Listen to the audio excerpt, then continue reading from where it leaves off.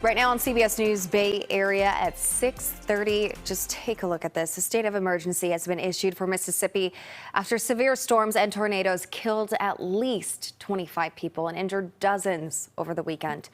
At least one person was also killed in Alabama. That storm system brought more twisters to Georgia Sunday, damaging buildings and downing power lines. CBS News' Christian Benavides is live in Mississippi with more on this. And I mean, the images are just so graphic and heartbreaking from what you're seeing there. That's right. Good morning. I mean, you can just take a look around me. You know, we've got some crews that are just getting out here ready to work, but really just piles of debris are everywhere. Of course, the tornado, as we've been reporting, destroyed and damaged thousands of homes in the area, and the recovery will take a long time. Cleanup is underway in LaGrange, Georgia, after tornadoes tore through yesterday. Large hail and flash flooding also swept through parts of the state. We're making sure that the citizens are taken care of. Earlier, severe storms spawned deadly tornadoes in the Mississippi Delta, leaving a path of destruction stretching over 150 miles. God saved my life. While surveying what's left of his home, Rolling Fork, Mississippi City Council member Andre Williams described what it felt like inside the roar of the storm. I was able to grab the top of the tub and pull it down over my head so when it rained and the lightning wouldn't strike me. And 5 minutes later, it was over. This video captured strong winds ripping through a Mississippi high school.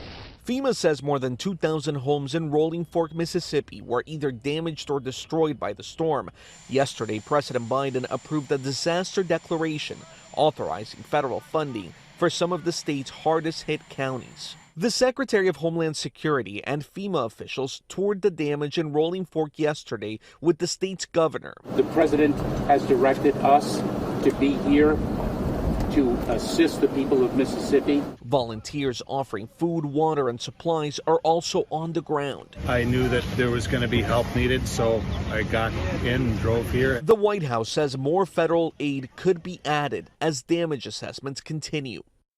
The preliminary rating for that tornado, an EF4, that means that the wind speeds were between 166 to 200 miles per hour. I can't even believe or understand or fathom a wind speed that high. So we saw you tweeted a photo of a lost dog that had been hanging with the CBS crews there. So do you have an update? Is that dog being cared for? Are you adopting the dog? Well, I'll tell you, there was a point where the dog actually jumped into the vehicle that I was in. I mean, obviously, you know, the poor thing was so scared. Eventually, by the time that we were leaving, there was somebody that lived in the area that was sort of walking around, and the dog followed him, and he said that he was taking care of the dog.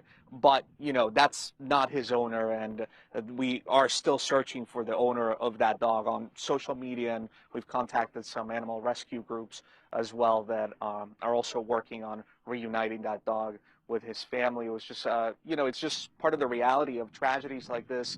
You have some of these, of course, you know, it's a horrible tragedy overall, and then you have these lost dogs who clearly belong to someone because they're very sweet. The dog that we were with, you know, as I mentioned, jumped into the vehicle, like belly rubs. So it was, and it was just sort of staying with us.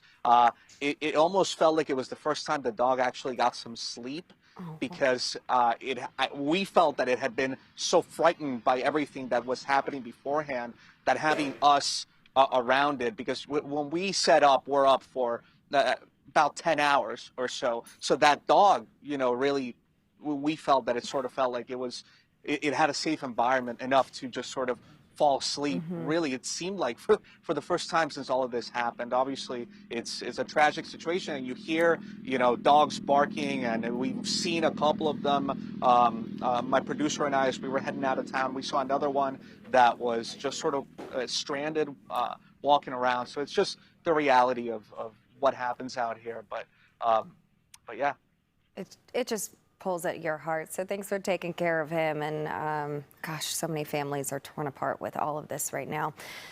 All right.